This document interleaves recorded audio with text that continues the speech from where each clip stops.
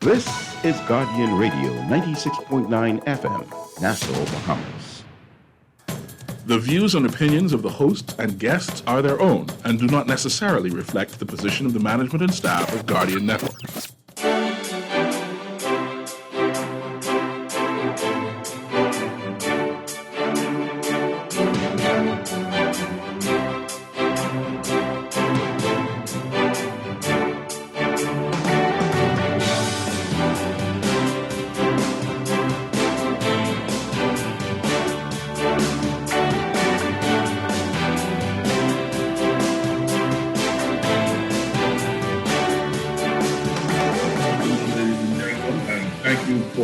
Joining us. Thank you so much for your patience. We apologize for the late start.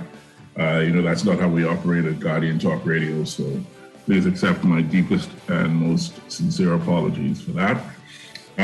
We're excited about our guest today. I've been talking about it in social media, and unfortunately our guest has been delayed, but that's okay because you and I are here together. And it gives me a moment to discuss with you this decision made in the public service to have a quote-unquote coordinated sick-out of the finance and accounting staff, which the government says has cost the government some $7.5 million in revenue and efficiency losses. That's the word from the Ministry of Finance. And the industrial action took place between February 14th and 18th. And the understanding that the press is putting forward is that this action was taken over outstanding promotional exercises and back pay. In a statement, and I'm going to quote some pieces of the statement here, the Ministry of Finance said, quote, "The impact of this action on the delivery of services was severe. No payments to vendors or employees were processed, and more importantly, the accounting and collection of revenue were impacted. The estimated financial impact of this coordinated sick-out to the government was $7.5 million due to revenue lost or foregone and lost efficiency." The ministry added that this quote-unquote unauthorized exercise could cause a further delay of the promised payment of increments for the fiscal year 2021 to public officers. I find that fascinating. And I think that's gamesmanship 101. You walk off the job, well, we can't pay you on time. But the statement also noted that the government had intended to reinstate those increments around the mid-year budget, which would have cost the government an additional $7 million. But given the sick-out and the financial costs of it, the reinstatement of those increments will, quote unquote, in all likelihood, be deterred. And the ministry further noted that because the industrial action was, quote unquote, not authorized by the Bahamas Public Services Union, the government is not aware of any grievances. And the president of the union, Kingsley Ferguson, was not available to meet with officials throughout the entire week. Now, again, reading between the lines here, there are some very fascinating facts and background to take note of. One particular one that stands out to me is the tremendous fanfare with which the Progressive Liberal Party signed a memorandum of understanding with trade unions that one would have thought would obviate this very sort of action. And so you have to ask yourself, if you are, one, the political administration, that is the Davis administration, did that memorandum of understanding mean anything? You have to ask yourself, too, if you're the Progressive Liberal Party, which is separate from the political administration, the government administration, you're the PLP, and the union has decided this, particularly at this time when the government is contemplating its mid-year budget, to take this action, which could have ramifications on the increments promised to other public officers. What are you going to do about that? How are you going to address what will no doubt be tremendous political fallout from this action? Because let's go back to the ministry's statement, and they're being very clear not to blame the union exactly, not in so many words, but they're also being very clear to ensure that they give the impression of quid pro quo, of because cause and effect, causality as the case may be. Because the public service, because the finance and accounting staff in public service has taken this action, the result or the effect of that action will in all likelihood, be the deferral of $7 million worth of increments paid to public officers, which would have been paid around next month sometime when the government presents its mid-year budget. So the questions sort of pile up, where did this action come from? It is supposedly over promotions, outstanding or outdated, overdue promotions and back pay. But is the situation as the government is attempting to frame it a matter of cutting off your nose to spite your face? Traditionally, we don't do call-ins here on the Political Review while we are having our conversations with our guests. But since my guest is a little delayed, it gives me the opportunity to open the lines, and I'd like to hear from you on this. It's the numbers are 323-6232, 325-4316, and 325-4259. Yeah. So to me, the idea of also you can text us. That the text line is 422-4796. That's 422-4796. And I'm not in the studio, but Wally will make sure that those text messages get to my telephone.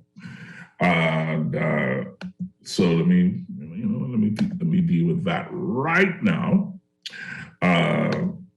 So Wally, if you look in the chat, I'm going to put my number in the chat. You can just forward those text messages directly to my telephone. Yeah. So again, just to reiterate, the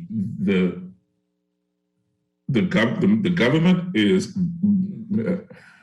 without using the word blame, the government is blaming the actions of a number of public servants who work in finance and accounting throughout the public service for costing the government about $7.5 million over the last week, and for potentially delaying the increments to be paid or that were set to be paid by public servants over the course of the next 2 months or so, where when the government was preparing to present its midterm budget.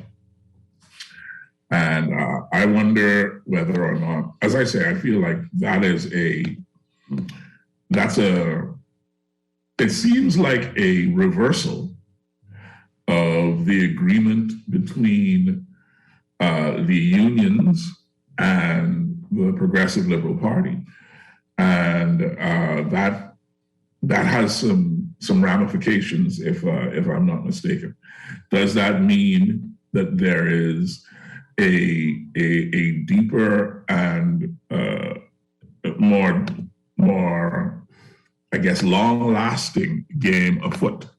Are the unions repudiating that signing? And I know that when the agreement was signed, there was some talk among the unions about which unions specifically had signed that memorandum of understanding. And I guess my question is, well, just how serious were they? How serious was the labor movement about working with this administration to sort out these kinds of things, particularly when it comes to handling increments for other public servants?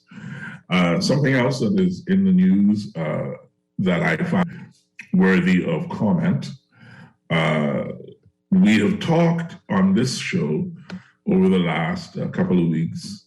It's come up a couple of times during our conversations with the gentlemen who are running for the chairmanship of the Free National Movement. This issue of the parks and beaches contracts that were all stopped. And even though the phrase stop, review, and cancel is associated with the Free National Movement, that is, in effect, what was happening at the Department of Parks and Services under the Davis administration. That would be the Bahamas Parks and Beaches Authority. Minister of Works Alfred Sears is saying or reporting that 80% of the contractors who were severed from the Beaches and Parks Authority in December have been paid in full. So that's something that Sears reported in the House of Assembly, and that is, it sounds like a positive development. However, in with the silk glove, you still have the iron fist, which is to say that while 80% of those contractors were paid in full, their contracts were still canceled. So they have money for the work that they have done in the past, but they no longer have the contracts that were generating that income in their hands. Those contracts remain canceled and have not. There's been no word yet of whether or not any of those contracts are going to be reinstated. Again, just as background, so you remember and you're able to put this in context, the government decided to terminate all contracts from the authority after an audit revealed that hundreds of thousands of dollars worth of contracts had been issued in the Menace administration without, quote unquote, any real identifiable need. Now, of course, Shannon Dawn Cartwright and the other members of the Menace administration have objected to that characterization, the idea that there was no need for these contracts. But nonetheless, that's what the auditors suggested. And so those contracts were all canceled. And now it is a matter of wait and see, I suppose, for the contractors to find out whether or not any of those contracts will be renewed. In the meantime, they're all just waiting for the Bahamas Parks and Beaches Authority to go through the contracts, review them, and make some kind of a determination. So this is something that, again, I think we have to keep an eye on, just by way of ensuring that I'm trying to phrase this properly, that the promises that were made on the campaign trail and the words that are used in the parliament by both the governing party and the official opposition are scrutinized properly and are understood, so that as we, as an electorate, continue to try to hold these people accountable for the things that they say, we are able to do so from a position of understanding and from a position of that we are fully cognizant of all of the different ramifications that might pertain to what we are doing, or what the political directorate is doing and saying. I think that, number one, the idea of threatening to not pay increments to the rest of the public service because of the actions of the accounting and finance staff in the public service is something that we should be paying attention to. Whatever your feeling on that, however you judge that, that is what is happening, and you need to be aware of that. Also, you need to be aware that the decision or the announcement by the Minister of Works that 80% of the contracts that had been canceled had been paid in full, the contractors have been paid in full, that is one side of the story. The other side of the story, of course, is that there's been no report of how many contracts have been renewed or will be renewed or will be deemed necessary.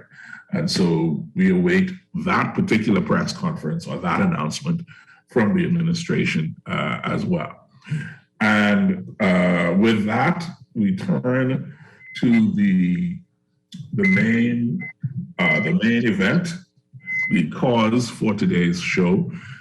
Joining me is one of the, I think I can say this without fear of contradiction, one of the most popular people associated with Bahamian politics. She is a mover and shaker. She is a lightning rod for attention and for news. Whatever she does in the public arena seems to draw focus, and she has exerted power in the parliament and outside of it.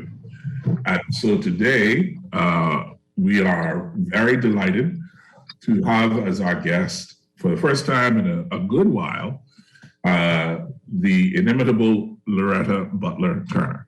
Loretta, welcome back to the Political Review. Good afternoon, Quincy. Thank you for such a great introduction. I don't know that I live up to all of that. My apologies, first of all. I told you earlier that I had a previous engagement.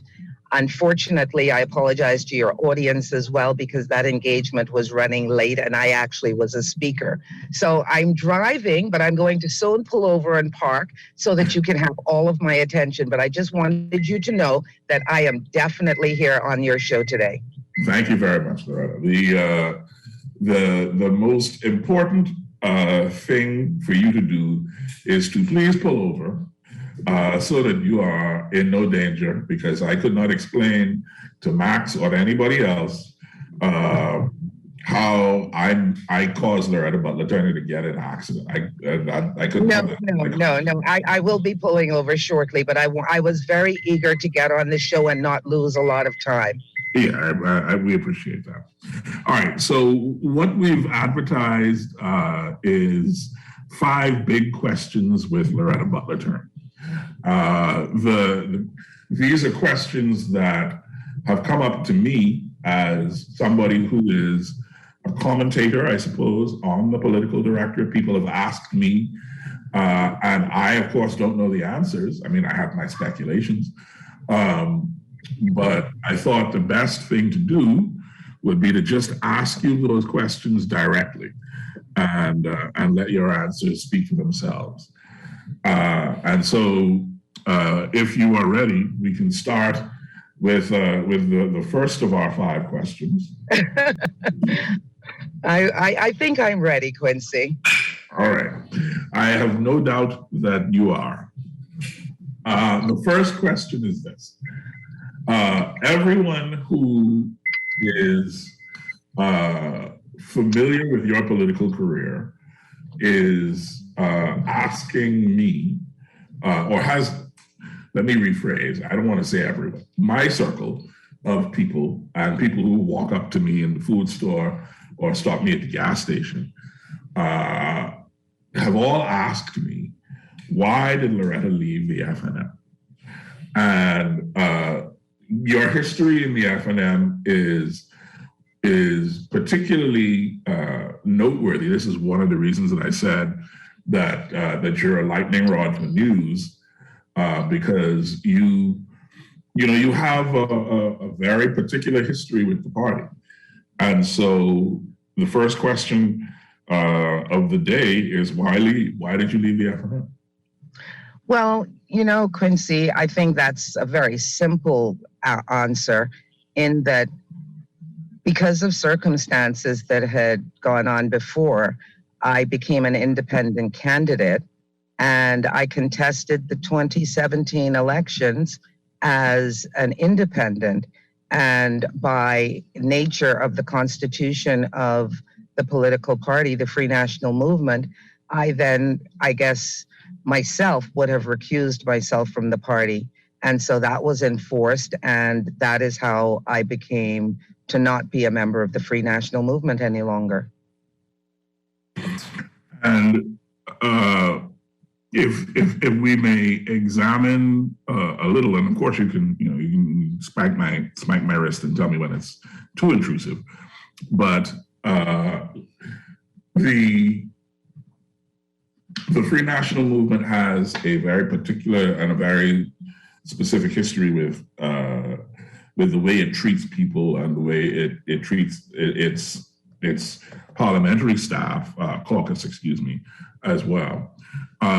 So as a sort of a supplementary question to why you left, do you think that there was a path that would have allowed you to, I guess, return to the Free National Movement, or once you went independent, that was that? After I went independent,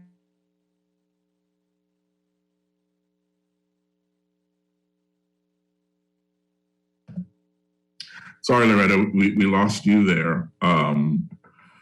So I'm not sure if you can still hear us.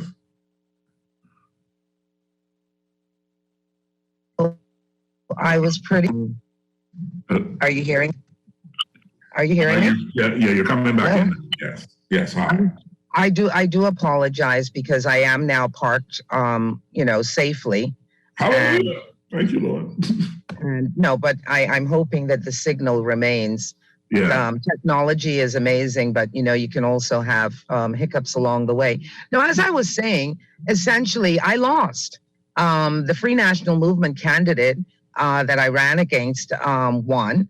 And so I was pretty much out of frontline politics. And that gave me an opportunity to do some introspection with regards to my future. Did I want to remain in politics? Did I want to rejoin a political organization? Could I find other ways of, giving back to the community outside of politics? And, that was not an easy decision, but it is a decision that I came to. And so I wouldn't say there was not a way back into the Free National Movement. I just determined that for me, I was done with frontline politics.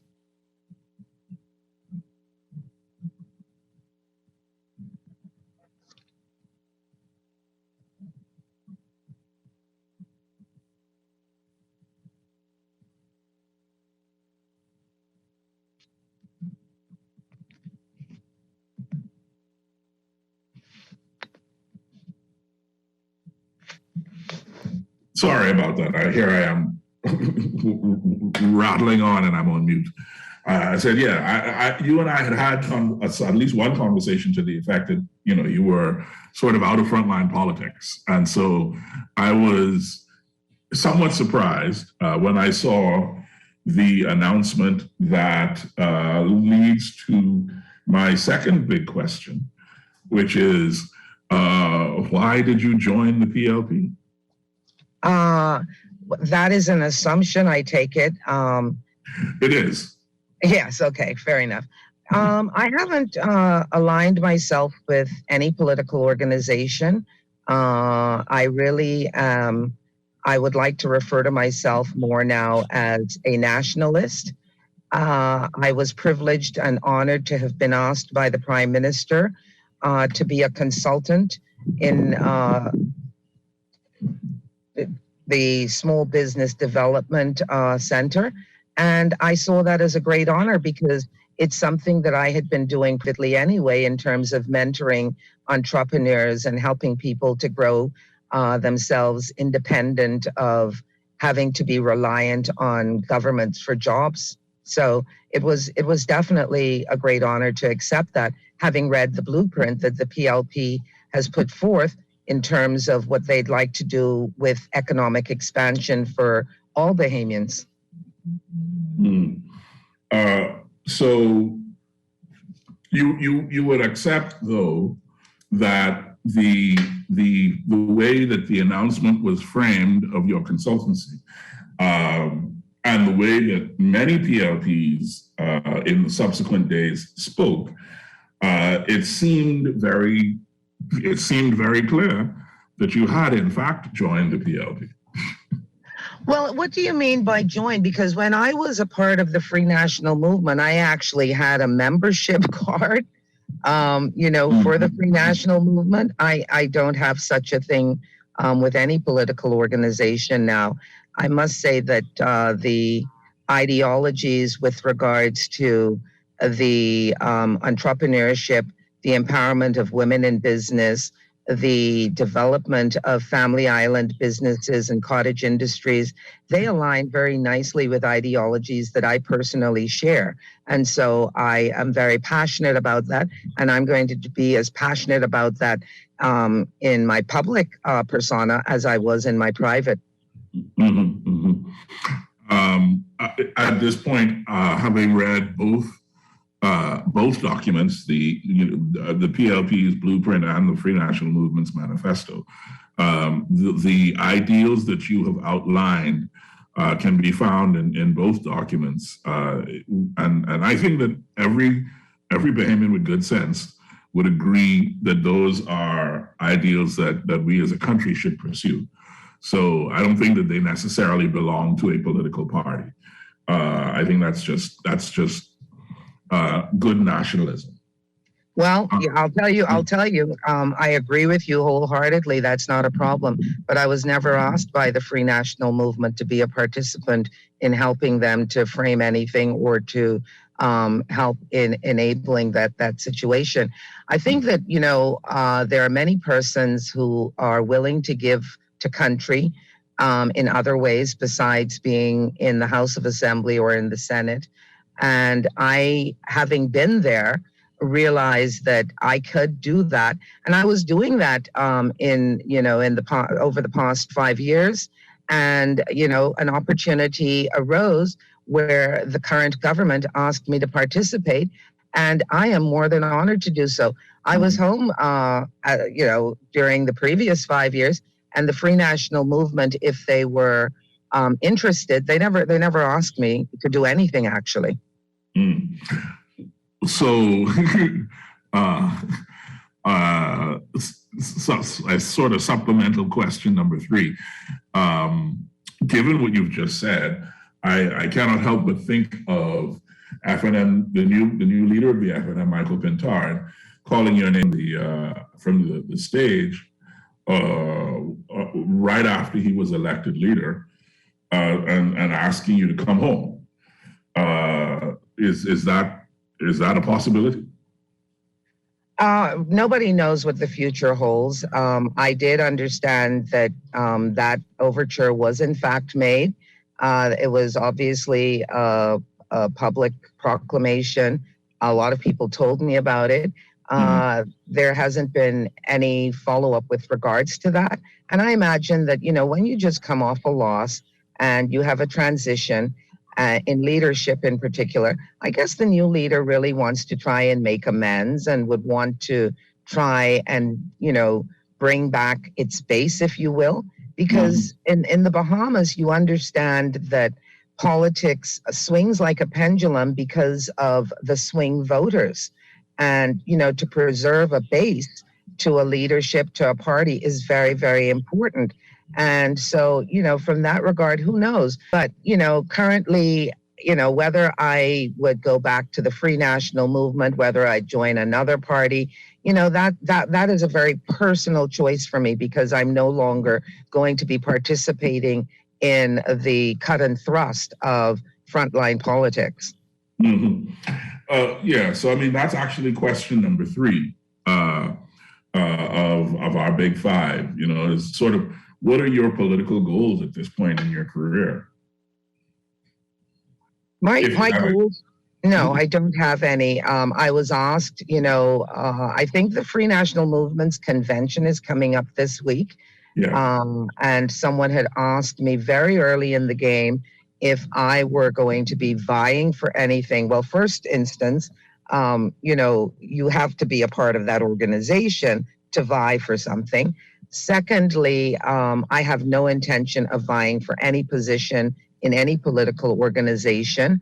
I believe that as a person who wants to be patriotic, who wants to be nationalistic in their approach, having been there where we've been, split by bipartisan politics, I feel that I can now rise above the partisan fighting and be the best Bahamian that I can be. And wherever that takes me, whatever service I can give to country, then that is what I want to do. So there are a number of sort of questions that sort of pop up. And so I want to ask for a little leeway from you to go outside the scope of the 5 that I sent, that we talked about. So the first sort of, I guess, supplemental question is this.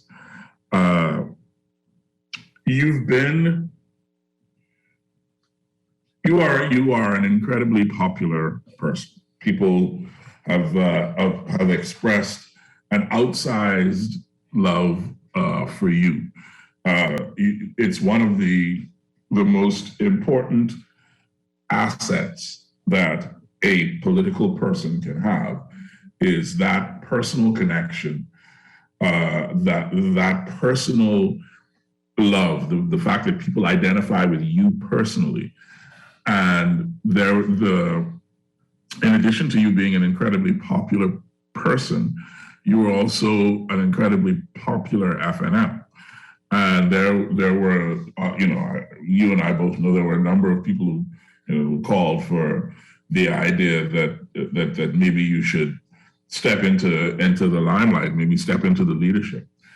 I guess my question is, because as a reporter, I was watching and reporting on the toings and froings of that particular moment in the party's development, and it was not pleasant, to be brutally frank.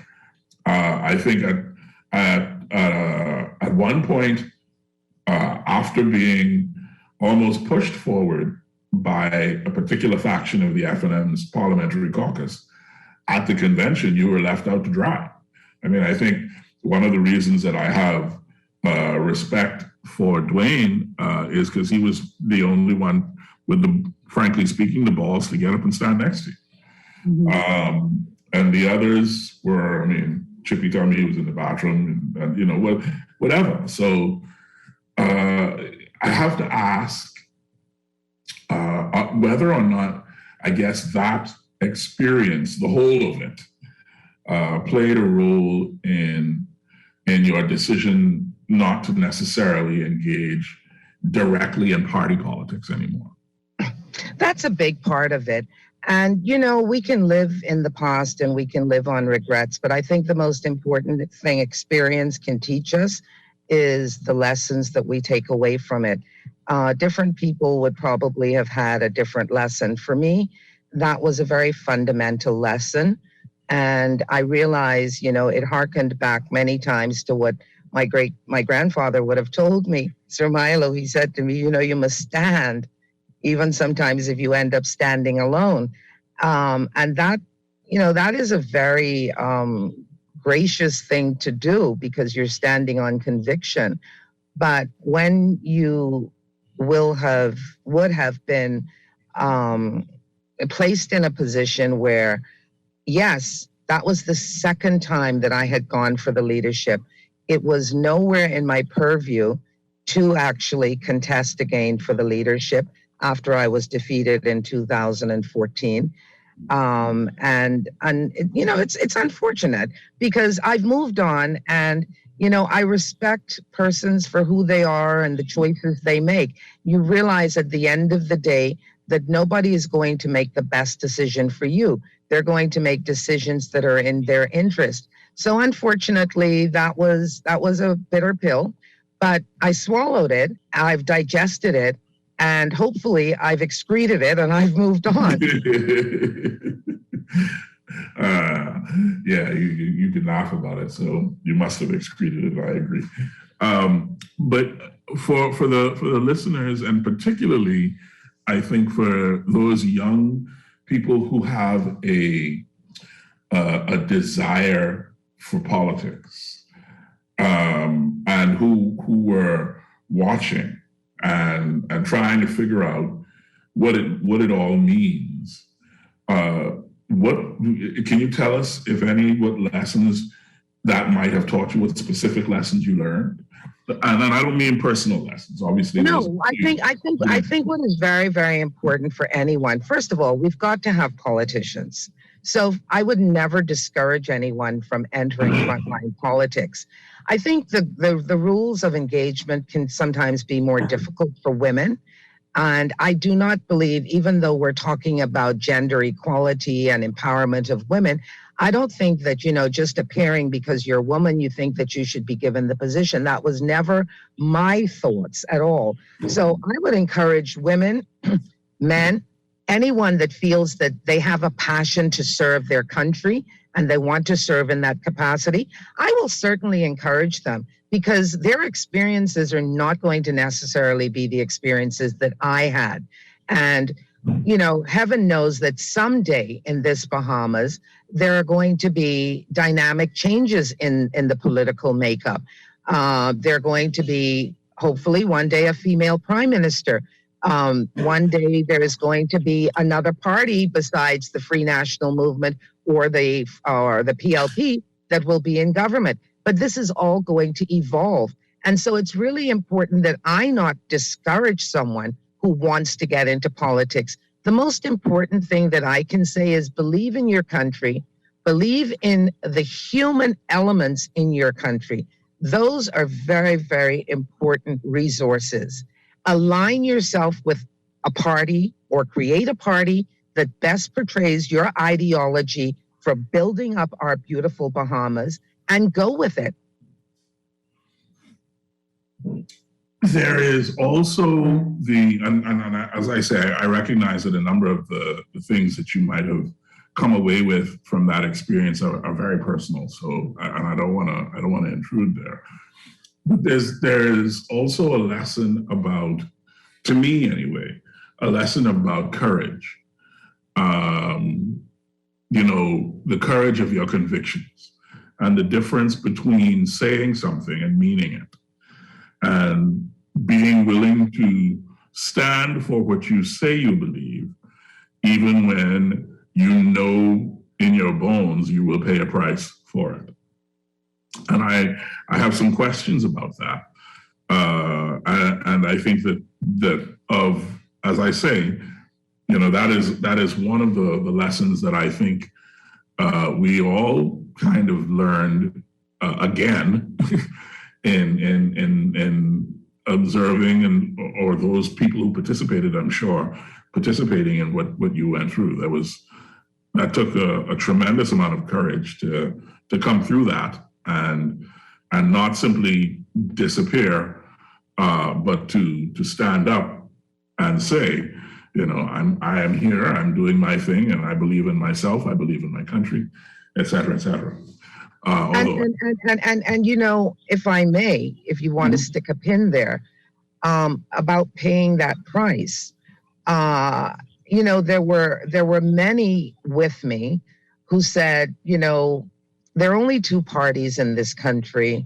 Essentially, it's going to be either the PLP or the F&M. And when I ran as an independent, yes, there would have been a price, whether I won or lost. I realized that immediately, but I was not afraid to make that choice, because I still felt within myself at that time that I had a lot to offer, and the people would have made the decision as to whether or not they wanted me to be engaged for that service. They decided that they did not want me for that service, and that was the ultimate price that I paid in my political life. Mm-hmm, mm-hmm. And this is the nuts and bolts part of it, isn't it? It is that politics is not a party game; it's a constituency game, right? If you can say everything you want, but when you go down to the constituency level, your people have to elect you. That is correct. And that when I saw what happened, I wondered how much of that do you take personally when the choice was very clear, in my view. And I heard a lot of people in Long Island say they couldn't take the chance. They didn't want to split the vote, yada, yada, yada, so on and so forth. So there was a lot of, for me, institutional voting as opposed to an actual selection of a member of parliament who might best reflect them. But even at the end of the day, the individual makes the choice and they vote for who they vote for. So how do you just, I guess, live and juxtapose those two understandings, that maybe it wasn't me they rejected, or maybe it was. You know what I'm saying? They made a choice. Yeah, it's a very difficult thing to come to terms with, because you know what you've done, how you've tried to be all that you're supposed to be as a servant of the people. At the end of the day, was I hurt? Of course I was hurt. I mean, I'm not impermeable. I have feelings, but I realized very early in the count that I remember that date so well. I was probably one of the first persons to, declare I've lost. I appreciate that the people have spoken. I got my 252 votes. I did not just lose narrowly, I was walloped. And, it was a very bitter feeling. But it's something that, when you go to war, there are wounds that have been inflicted, but you've got to pick yourself up again, and you've got to make sure that those wounds are healed, and then you chart a new course. And that's what I did. Mm-hmm. Yeah. All right. So the question of political goals is asked and answered. But I also wanted to bring up that, one of the ways in which I was able to engage with you when I served in the diplomatic corps. I was in Washington for a 3-year stretch, and that's right. And you, as a minister, had some very, I think, important interventions in our international political standing and in our international standing as well. So what I guess I'm asking is, what do you take from those experiences where you've had an experience that very few people, relatively speaking, can relate to. You stood up on the international stage and you spoke for the Bahamas. You interacted as the Bahamas with the rest of the world. And you, in your person, Loretta Butler Turner, were the Bahamas in these engagements. And so what can you say to us about those experiences? What do you take from them? What did you learn about yourself and about your country from those experiences? Well, in the first instance, it was such an honor to even be given the privilege, like you said, that very few people have, of serving as a minister in a government. And then to have, to be almost a change agent in a very difficult environment of trying to make people understand the importance of engaging society as a whole, not based on gender. So you will recall when you were in Washington that there were several platforms, the OAS being one of them, and in New York, the UN. And at that time, you had persons like Michelle Bachelet, who would have been the president of Chile, and other strong women around the world who were making their presence felt. But yet the Bahamian people, we were almost stuck in a time warp because of our constitution that almost made me as a female, not almost, made me as a female, my daughters, my nieces, and all my female friends, second-class citizens.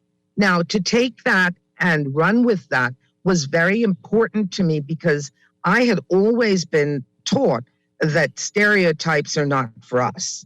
When I say for us, I mean from a familial standpoint. My first foray into employment was in a very male-dominated field. And that is where I actually have my profession in funeral service. So I was a first female in that regard. I had a lot of firsts in my life because we had to start breaking glass ceilings. So in my personal life, taking up the mantle, which persons like Janet Bostwick and Teresa Moxie Ingram and others ahead of me had already started that fight for, it was an honor to carry that on. From a nationalistic standpoint, I think it actually concretized my convictions, even more so in trying to help to foster a society where my son, my daughter, and my grandchildren will all be seen as individuals and not as male or female only, but that they can achieve anything that they want despite the fact that one is male or one is female. Mm-hmm. The other thing that I think a lot of Bahamians may not sort of understand, even though we intuit for ourselves our own superiority within these hallowed isles, is the weight that the Bahamas and the Bahamas' voice carries in these international arenas. Would you agree that we punch above our weight class? In so many arenas, not just from a national political standpoint, but in so many areas. We are probably one of the smallest populations, a mere dot on the in the scope of the world. But yet, you look at historical personalities, historical stance that the Bahamas has taken. If you were to look at apartheid and Nelson Mandela and how then Prime Minister Pindling was so pivotal in that fight for the removal of apartheid from South Africa.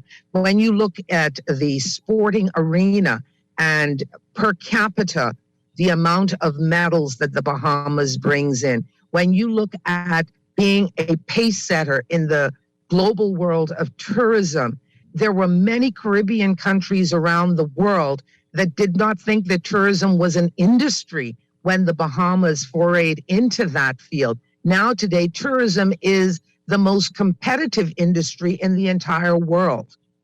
So the Bahamas has always punched above its weight, hugely.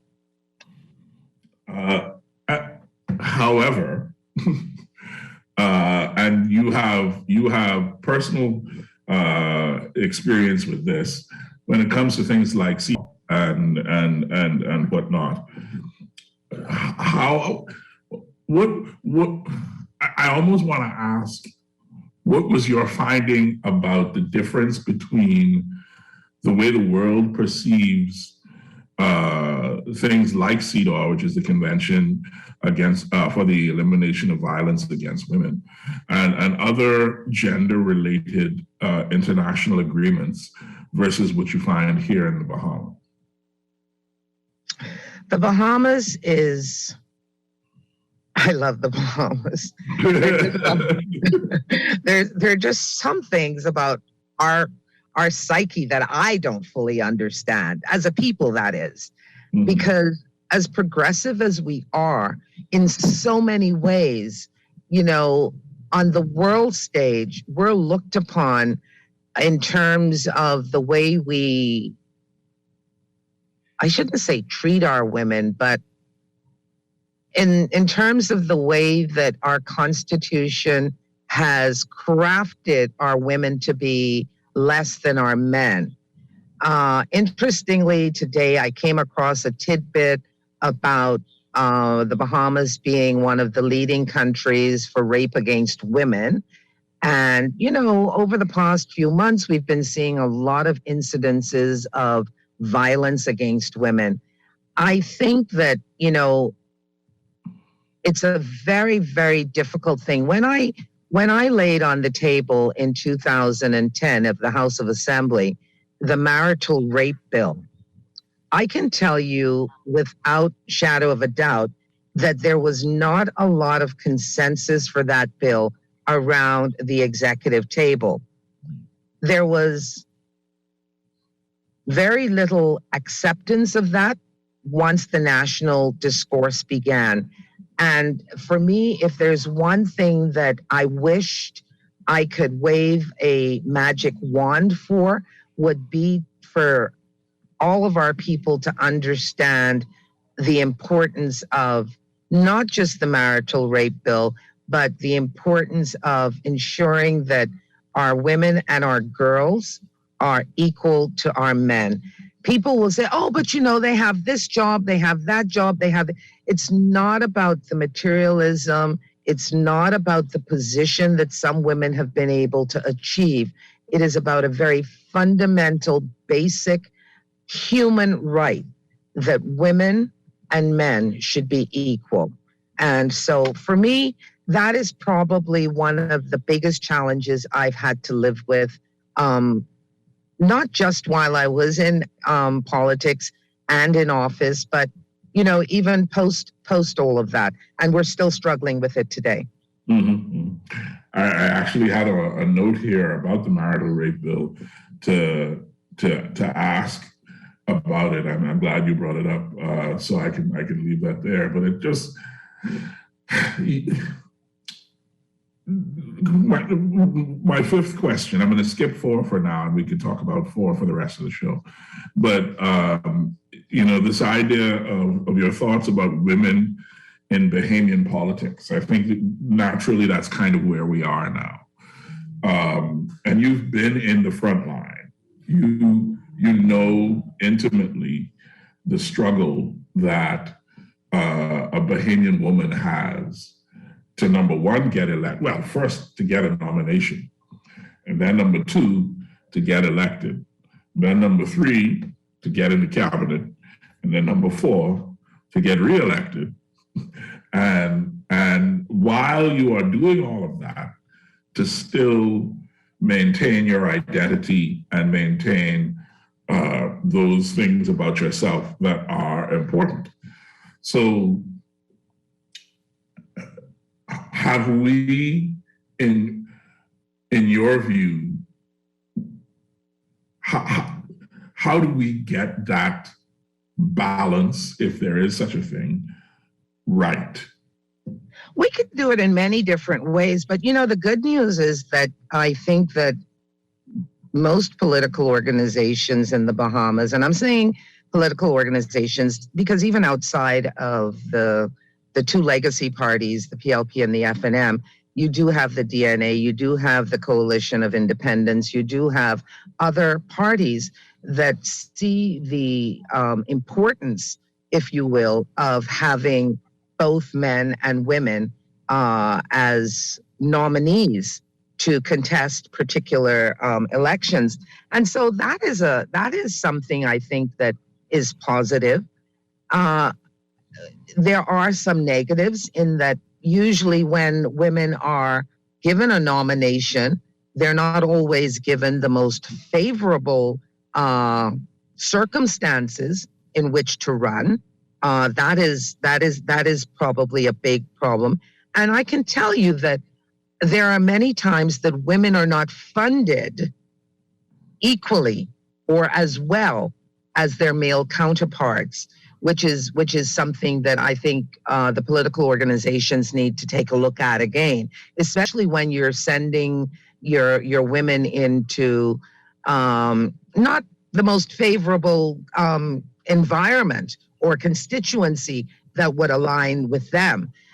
Case in point, I was very, very fortunate to have run in Montague, but that was after I had first run in 2001 in St. Margaret's, and I narrowly lost.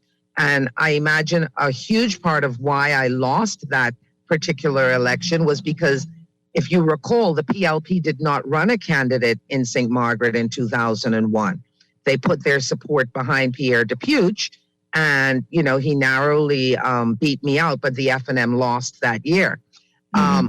The next time, the PLP redrew the boundary lines. So the majority of the area that I would have worked in St. Margaret's then was consumed to what was then known as Montague. And so I was fortunate to get the nomination for Montague in 2007. I won very, very handily and was very privileged. Now, after 2012, it was very late in 2011 that I was literally yucked out of Montague. And I say this because it was very short notice, and I was sent into Long Island. And I had no funding. I can say this without a shadow of a doubt. No funding from my party, but sent to a new constituency. Those sort of things, I think, is very, very difficult for any candidate, but immensely difficult for a woman who has to be going back and forth. But then if we're talking about having gender equality, then I guess, it doesn't matter whether I'm a woman or a man. But you should give me, in my opinion, the same financial support that you give to your male counterparts, which I did not get when I went to Long Island. Mm-hmm. Actually, your last point raises a fundamental question to me. Is it possible for a country like the Bahamas to achieve gender equality without some kind of special focus on women? My view is my view is my view. Let me just ask the question first. Can we get to gender parity and gender equality without special focus on women? I think theoretically, that's easier said than done. You understand that there are many principles in our society, and in the preamble to our Constitution, it says we're a Christian nation. So, this is a Sunday afternoon. You know that we're all Christians and we're all belongers. And one of the things that when you talk about separation of church and state, even though legislatively we have that separation, we know beyond a shadow of a doubt that the church has great influence over the individuals who make up the legislative body. And so when you talk about this gender equality, it harkens back to our Old Testament Christianity, and you see it a lot whenever this discourse arises, where you have the religious persons entering this argument and saying that men are supposed to be the head of a household, and men are supposed to do this, and men are supposed to do that. And so I think that therein lies a conflict for many of us wanting to be an upright, upstanding Christian and believing in what our Christian leaders tell us and teach us. And then we have to weigh that against what our political leaders are telling us. That's why I say theoretically, it can happen, but I think in practice, it's a very, very difficult hurdle to overcome. Yeah, this is touchy on a Sunday because I personally am of the view that our religious sector gets it wrong. I think they have completely misrepresented the Bible and Christianity when it comes to this issue of gender equality. I think this idea of a man being the head of the house it has nothing to do with. But anyway, as I say, that's but the reality is that is who we are. I mean, all of this helps to create the culture of what a Bahamian is. And, if we are to ever move beyond this point in discussions, it's going to take a lot of rethinking how we justify things through a biblical perspective. And I think that it's going to happen, but I don't see it happening in the very near future. Yeah, and it is unfortunate to me only because I think these are incredibly important issues, and if we can't discuss them without touching the third rail and without people feeling assaulted and insulted, then we can't grow. We can't get anywhere. And I think that's part of the challenge. But I think one of the underlying false arguments has always been that this whole gender equality somehow embraces homosexuality, embraces whatever, the LBGT, whatever. I'm sorry, I don't know the acronym for it. But I think that is where the argument goes awry. And that is constantly pushed to the fore of any argument or discussion as it relates to men and women. Mm-hmm. And so I think it's a boogeyman that is hailed in our faces. And as I alluded, for a Christian nation, we are not going to be seen as persons who are going to recognize all of these non-male and females, and that's not even a part of the discussion. It is not, but it is challenging nonetheless, because we have so many. There are so many different agendas that get mixed up in simply trying to move one thing forward, whatever that one thing might be.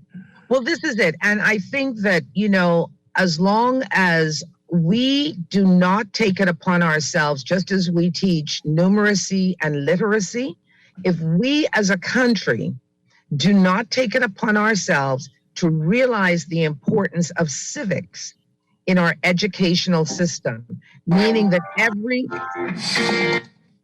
Apologies. that Sorry about that. Yeah. meaning that every child, just as they learn their history, they need to fully understand our Constitution, because our Constitution is definitive in the gender, whether it's male or female. There's no other definition in our Constitution as it relates to anything else besides men and women.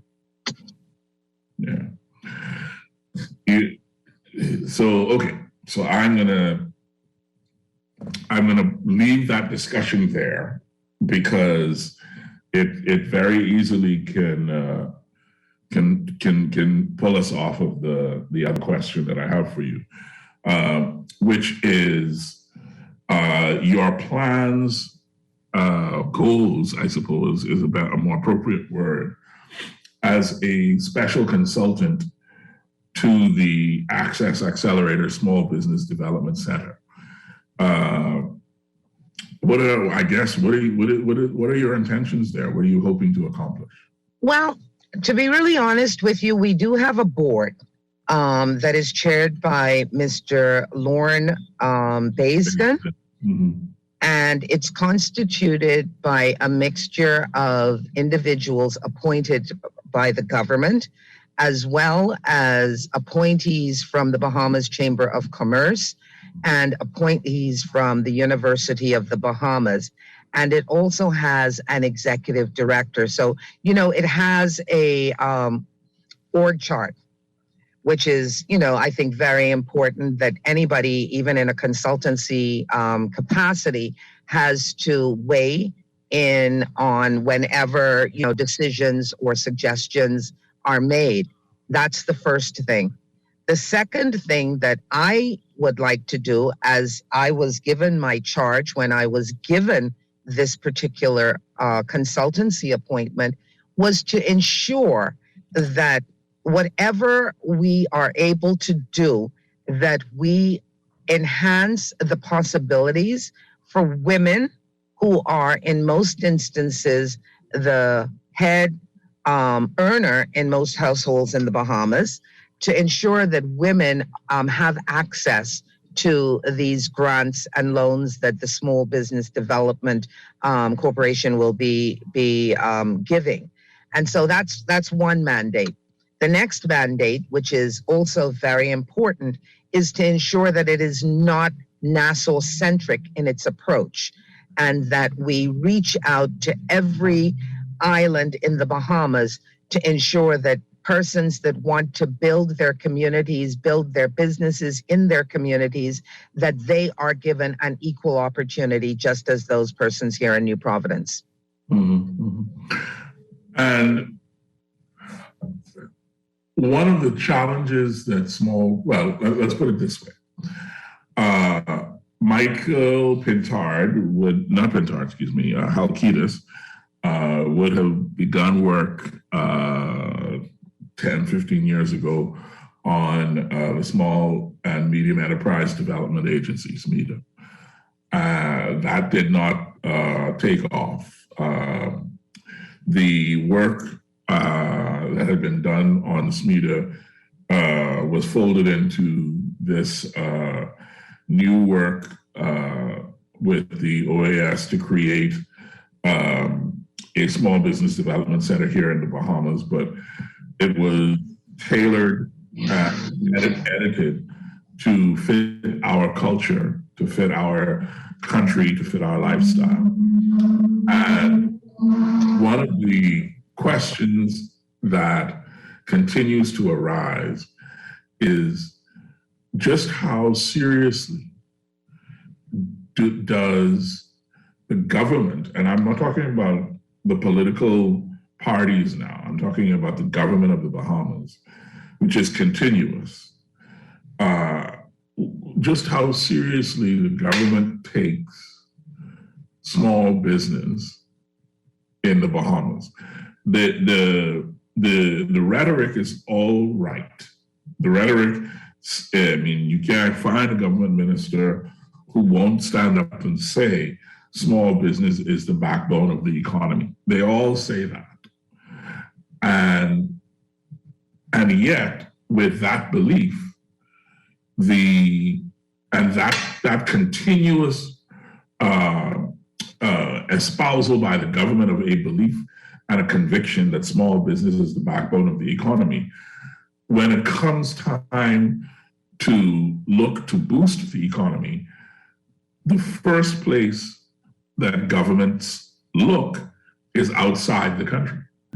They always look external to get money, instead of, if the small businesses are the backbone of the economy, you would think that boosting small business would become government revenue priority number one.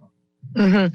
So let's look at your question, because I think you started out by saying that the formation of this entity in its embryonic stages pretty much began about 15 years ago. And you're absolutely correct. And though administrations change, government is continuous. So what was done over that period of time, as I understood it, what I've been trying to determine is really what was done. And there was a lot of legwork. There was a lot of written work. There were a lot of policies. There were frameworks for legislation. All of that was done. There were also alliances done within and without the country to see how other countries have actually made this happen. So, it is a ongoing project. And, we saw it formalized and brought into being under the last administration, which was the Free National Movement headed by Dr. Minnis. And I think that what we saw there were, as you've also rightly said, probably changes in the way that it should actually function.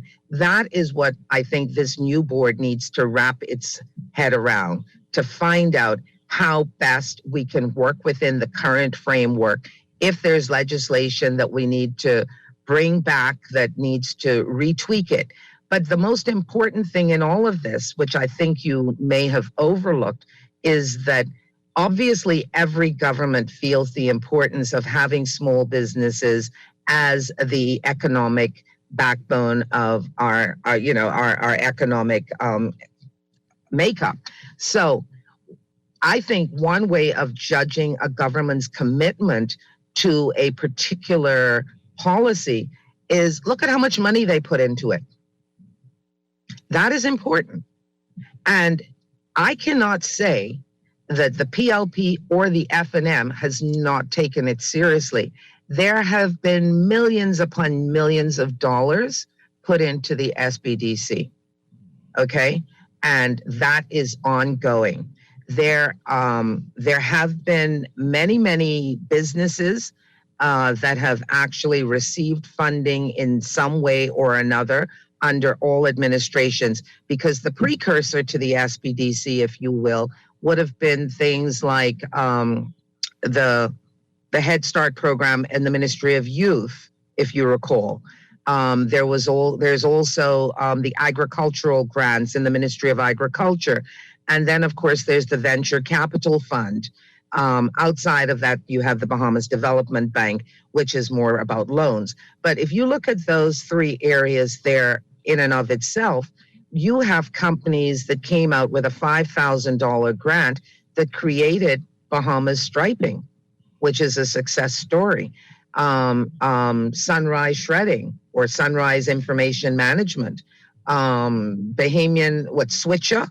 All of those came out of small grants that I think originated then in the Ministry of Youth and Sports, because it was catering to a certain demographic, I think people under the age of 35.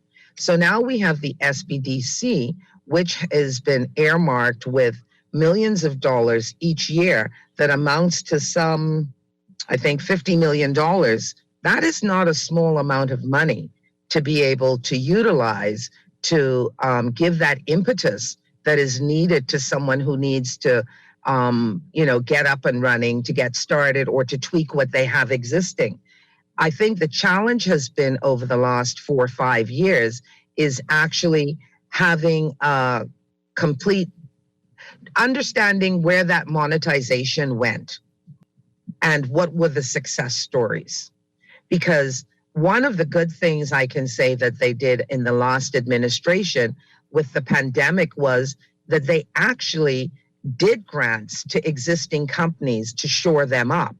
And that was not looking externally outside of the country.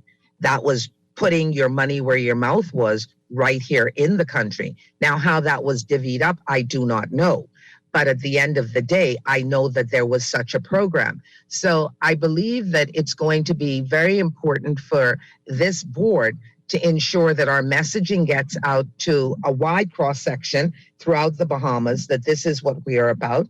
I think that we're going to have to definitely be more proactive in ensuring that we reach greater numbers of individuals and ensure that their companies are prepared to actually be competitive in the first instance, to make money, and then to be sustainable in the long run. Mm. So, how do you see the role of the government then in partnering with small business? I mean, you mentioned funding. Is it only just about putting in the dollars? No. You see that they've just signed recently an MOU with the IDB for the University of the Bahamas Northern Campus for some $50 million, which will help. I'm sure that's going to work hand in hand with ensuring that we're making sure that people are getting the proper business skills to ensure that they know how to run their businesses. So that is one avenue. Obviously, there are advisors and there are accountants and BICA, I forgot BICA, or BICA, if you will, the Bahamas Institute of Chartered Accountants. They're also an integral part to ensure that it's not just about giving you this money, because, if I were to just put $5,000, $10,000 in your hand, who's to say you're not going to go off and buy yourself something that is totally unbusiness related? So I think that, the whole preparation of the business plan and making sure that persons truly understand the importance of simple bookkeeping and how to enhance their business, that has to go hand in hand with everything that you do. Other than that, you're just throwing good money after bad. And all of those factors need to be a part of the SBDC, which, interestingly, they are already doing those things. I think what we're going to have to determine is how best we can accelerate those applications that have been sitting around that seem to have not gotten to the top of the pile, and to ensure that those people are ready to, hit the road running with their businesses. It's maybe you cannot help but to have seen some of the commentary around the Small Business Development Center and those people who are waiting that you just referenced, right? There is a stream of the conversation that is, I think, very unfortunate, and it seeks to paint the operation in a partisan political light. Specifically, the allegation is from one particular quote unquote publication. I'm not going to call it a publication. I'm going to call it a quote unquote publication. That the FNM was using the SBDC as a funding arm, or that PLP businesses didn't get funded. Now, I personally know that is not true, but I guess as the government's consultant to the agency, does that sort of that sort of conversation cause you concern? And what sort of measures can be put in place to ensure that that kind of rumor or reporting is obviated? How do you stop that? Well, first of all, I think, people put out information as it relates to themselves. That's the first instance. I am not sure. I have seen, just as you have seen, those comments. I have received, I've been inundated with calls and WhatsApps and all manner of things with people wanting to share their stories that have not been favorable to their venture. And I think that I do not want to prematurely judge what has gone down until we can we're just going to have our second board meeting tomorrow. So, it's very early in determining exactly what has happened, how it's happened. But, if you were a PLP and the F&M was in power and you did not get the funding and some F&M that got the funding, obviously that may be your perception. And, one man or one woman's perception is their reality. So I do not know. I cannot preempt the information that I'm sure we're going to have to go through. I would love to know that at the end of the day that the SBDC is there for every viable project that a Bahamian puts forward, despite their political stripes. And, from my perspective, I would love if the board would, share that same sentiment that I do. Just out of curiosity, I'm not certain that it is clear to John Q. Public, and it's certainly you can clarify for Kyle Quincy Parker and the listeners of the Political Review. What exactly is your relationship to the SBDC? My relationship to the SBDC is truly to be able to relay my experience, guide them from a government's policy perspective, to be able to share my personal acumen as it relates to business. And, we have young individuals, as we do experienced individuals on that board. Not all of them would have had the opportunity to have truly worked with a micro, a small, or a medium-sized business, or to understand what those principles are.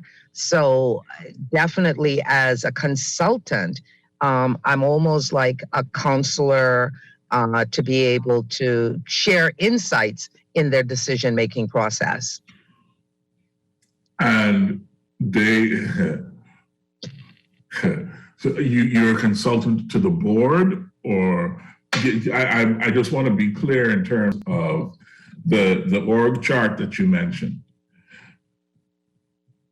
Well, you see, the org chart would have been created under the directorate of the executive that would have sat at SBDC.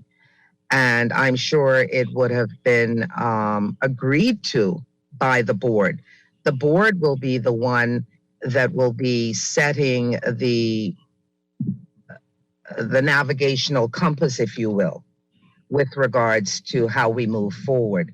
And of course, the executive and all of the support people will then carry those policies out. All right. And there's another question about with regard to sort of ideas as you've been in business a good long while, or younger like you just gone into business, but you know what I mean. We have a sort of a strange understanding sometimes in the Bahamas, and we forget that we live in the world at large. We forget that the world exists outside our borders, right? And one of the things that I wonder, particularly for our small business sector, is if we are pushing, particularly through something like the Small Business Development Center, the Access Accelerator, are we pushing our people to remember the 9.995 billion people outside of the Bahamas as a potential customer base? I'm glad you asked that question, because that is very important to the sustainability of any business. Obviously, if you're running a restaurant business, you want to make sure that people that are coming to the country are on TripAdvisor saying that you're a good restaurant, so that those part of that 9.9 billion people who come to our shores would go to your restaurant. Same thing with your culture, your orange community, things that people will create. How do we get that from the Bahamas over to, say, Europe? That is a platform that is currently, I think, just about ready and up to go. And I think in the first instance, it can onboard some 200 of the existing businesses, because you've got to be able to service the person who is doing straw work in Long Island, or perhaps the person who's doing sponging in Andros, for them to be able to get their products to that wide market, because that's the way that we can grow our economy without having to actually leave the country. You and I can go online any day and order something from Timbuktu if we wanted to. China has done a great job of exporting its products to the world. So small business is not small in that we're only catering to the Bahamas. We have got to look at the global picture if we're going to help to make these businesses successful. So that platform that I spoke about is exactly that, to be able to integrate all businesses, all creators, all innovators, persons from all walks of small business, to be able to sell their products to the world and not just to the Bahamas. Mm-hmm. And one sort of the final sort of follow-ups kind of relate to both your views on women and your views on business, particularly the focus that you've mentioned, right? That we focus on women in business and the other. But let's ask the hard question, right? The Bahamian family is not, the typical Bahamian family structure is not the nuclear family anymore. And it hasn't been for a long time. The typical Bahamian family structure is a household that's headed by Mummy or by Grammy in some cases. And Mummy and Grammy are the main breadwinners, with Daddy showing up whenever he is available or able, or whatever the case may be. And our business infrastructure, even from the way the work day is set up, has not undergone any kind of shift or change to address the fact that our culture is completely different now. It has shifted to a different look. And how do we as a culture adjust our work environment to fit the new paradigm that is the Bahamian family structure, particularly with women at the head? Well, I think you said the nuclear, I think you mean, I don't want to correct you, but I think you mean the traditional nuclear family with father, mother, and kids. The nuclear family, even if it's headed by a female, is still the nucleus of that family. And, as you've correctly said, in many instances, it is a matriarchal hierarchy in the household. And they are basically the ones ensuring that there's bread and food on the table. So how do we address that? Well, we simply have to address that in the same way that people work. it's not to say that the men are not working, because there are men that are working and there are male entrepreneurs that are doing very good things. But we've got to reach out to everyone, or allow them to reach out to us rather, to ensure that what they're doing is modeled for their success. Let's take case in point. Let's take a woman who works in the straw market. She's an entrepreneur. She's a business person. She is making a living for her family. Does she need intervention from the SBDC? She may.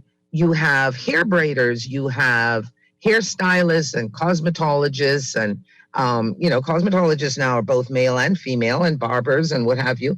These are the people that SBDC may have to be helping. So it doesn't directly relate to the household as it does to ensuring that everyone gets a part of that economic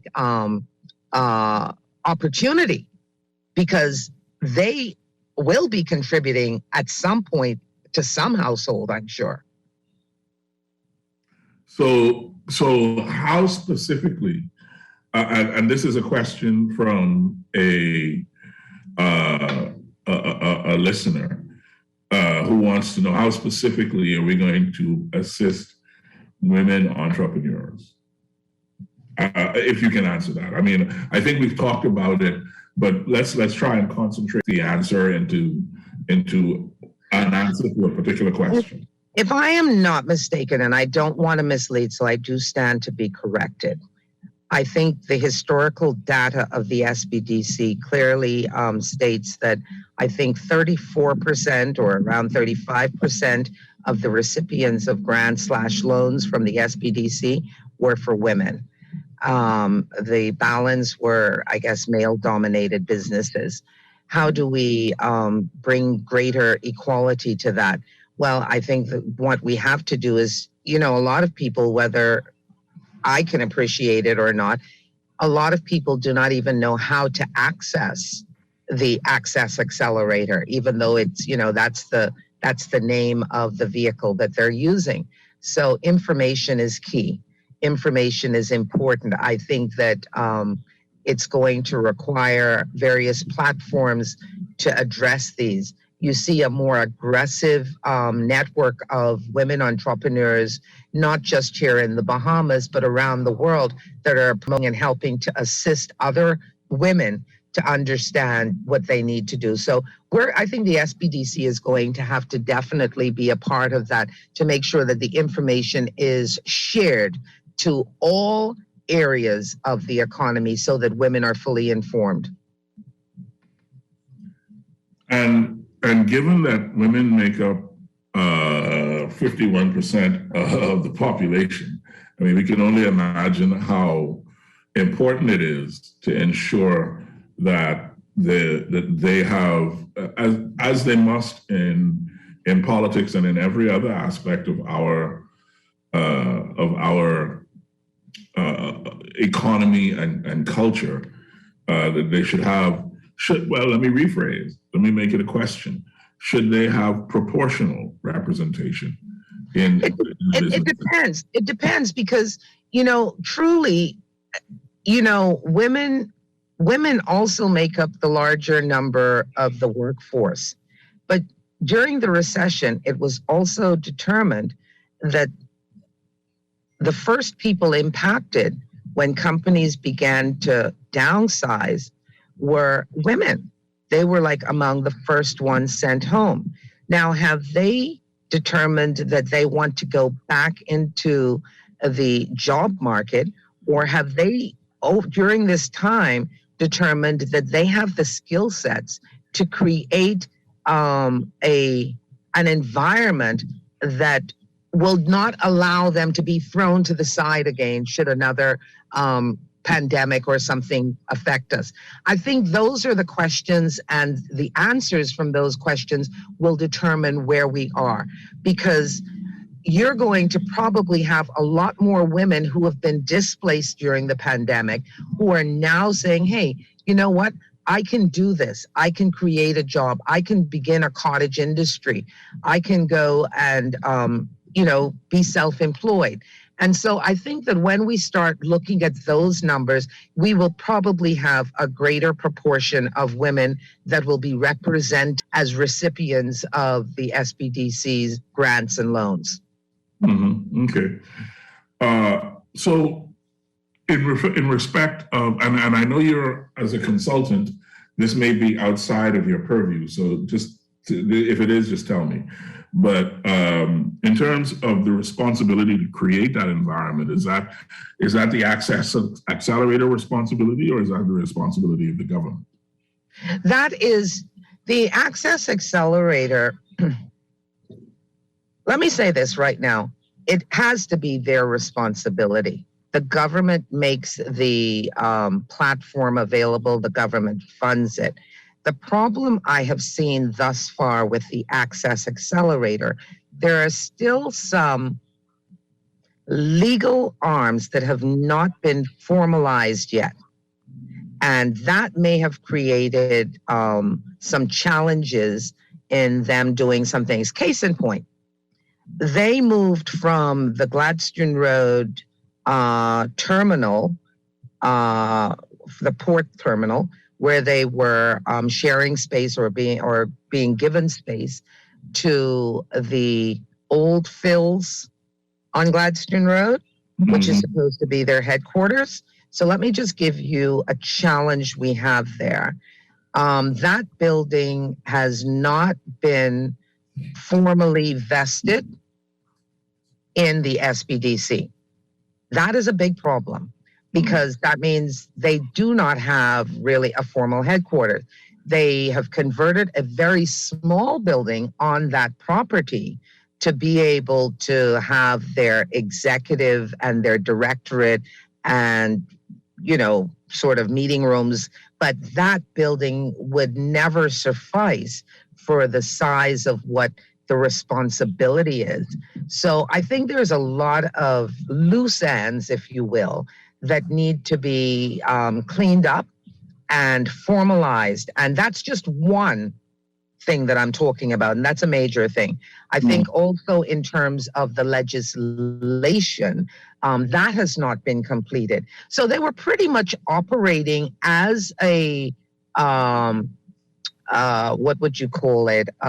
State-owned enterprise, a state-owned enterprise, or a corporation, if you will, but not having the legal parameters to stand on. And boy, okay, so I do not want to, I don't want to get in the middle of a fist fight between the Access Accelerator and the old government, but the Access Accelerator doesn't pass legislation, frankly speaking. So no, it doesn't. No, and you're absolutely correct. And therein, I think, is a part of, where we as the board, me as the consultant, that we ensure we get all of that sorted out so that the Access Accelerator can be fully engaged in the work that it is legislated to carry out. Yeah. Loretta Butler Turner, the challenges that face our politics right now are, I suppose, dependent on your point of view. What do you think? You have a unique perspective, and I'd like to pull from that perspective. What do you think our major political challenges are right now? Now, when you say political, you mean? I don't mean PLP. I don't mean PLP and FNM. I mean national politics. Although national policy. Yeah. Okay. Because there are political challenges, and I don't mind talking about those as well. Oh, well, then yeah, those too. I think from a political perspective, as with any government, their biggest challenge is living up to the expectations that they've given to the electorate. And that would not be unique to the PLP or to the FNM. And so one of the challenges in a very small community or society like the Bahamas is exactly this. I voted for you. You told me you were going to do X, Y, Z. I waiting. That is a big political challenge. And I think that when you talk about from that perspective, when incoming governments or parties vying to become government, they have got to manage the expectations of the electorate. Because all too often, I believe that on the campaign trail, sometimes there are promises made or there are beliefs that certain things are going to happen. So that is a very big political challenge for any political party. And I'm sure that the PLP, 5 months in, are already experiencing that. From a national policy perspective, I believe that the biggest challenge that the country faces today is the economic impact that we've undergone over the last 3-4 years with the pandemic. So the government of the day has to put a lot of energy into ensuring that we become stabilized economically. I must say kudos to the administration in terms of lifting a lot of the, what would you say? A lot of the legislation that was related to the emergency orders. The restrictions, yeah. Yes, that hampered the business community. So I think that is a good start. But when you look at our debt ratio today, even though the economic indicators over the last 4 months have improved in terms of revenue, because there's been a lot of opening up of the economy again, we still have to manage our debt. Will the government have to borrow money? You better believe, I believe they're going to have to borrow money. But how do you repay this money? You repay this money with revenues earned through customs and taxes. And taxes is probably one of the worst things that anybody wants to hear, whether you're a business person, whether you're just a consumer, because when you look at what is happening externally, because we're not a huge producer of products and we are importers of most things, we are being impacted twofold, maybe even threefold, with the supply chain that is having challenges even today. And you see the whole issue of the inflation. That is probably not something a government can hold back, but it's going to have to find ways to try and lessen that impact, especially on low-income families. The current administration made almost a daily habit, and I suppose that this is what you're supposed to do in the as you call it, the cut and thrust of daily politics, of criticizing the former administration on how it handled Dory. There are still some Bahamians who are attempting to rebuild their lives in both Abaco and Grand Bahama after Dorian. But even if you go back further, some of the southern Bahamas is still dealing with Michael and Irene and with the other storm. So how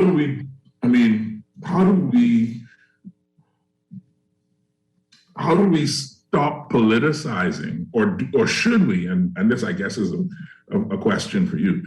Should we stop politicizing disaster response and just deal with it as a national reaction or response, or is there any value in the politicization of something like disaster response? I think the persons who would have suffered from any of those disasters, they're the ones right now that really don't care for any type of rhetoric. What they really care about is, when can I get my life back to normal? I think that's the most important thing. Now, correct me if I am wrong here. To be able to question as the government how resources would have been used, I think that is certainly within the gamut of what we would call transparency and accountability. I have no issues with that. What I do have an issue with, however, is if we are going to be, as you say, critical of how, the government handled it, we've got to move on. We're now the government, if you will. And when I say we, they are now the government, if you will. And they have got to prove to the people that, hey, listen, we're going to try and help you do this. But in every regard, if I were the government, I would want a very clear accounting on resources that have been used. And that's very important. And so if that is the political rhetoric that you're referring to, I can't agree with you on that. But I do agree that the job at hand is to bring fullness back to the lives that have been impacted. And if they're doing that simultaneously, then they would be on the right path. But as all governments know, there comes a time when you've got to be accountable for the resources, because it's not your money, it's our money. And I believe that that will be the last word on today's show. It's not your money, it's our money. I know, seriously, I had one more question, but I don't want to mess with that. I agree with you 6 million %. It does not belong to you, it belongs to all of us. That's right, it's the people's money. Loretta Butler Turner, thank you so very much for spending some time with us this afternoon. We appreciate what you are doing. We wish you good luck in your consultancy at the SBDC, the Access Accelerator Small Business Development Center. And our door is always open on the political. Well, thank you very much. And just in closing, I just want to say, remember now, leading up to the election, I told you that I was apolitical and I did not want to interfere in the political discourse. And I will continue to try and hold that particular perspective, because I want to really be a patriot. Mm-hmm. I don't think that is going to present a problem for anybody. I think we're all on the same page. Okay, thank you very much for having me. Our pleasure, Loretta Butler Turner. Thank you, and that is going to do it for us here on the Political Review today. Thank you very much. My name is Quincy Parker. I will see you next week, and God bless you.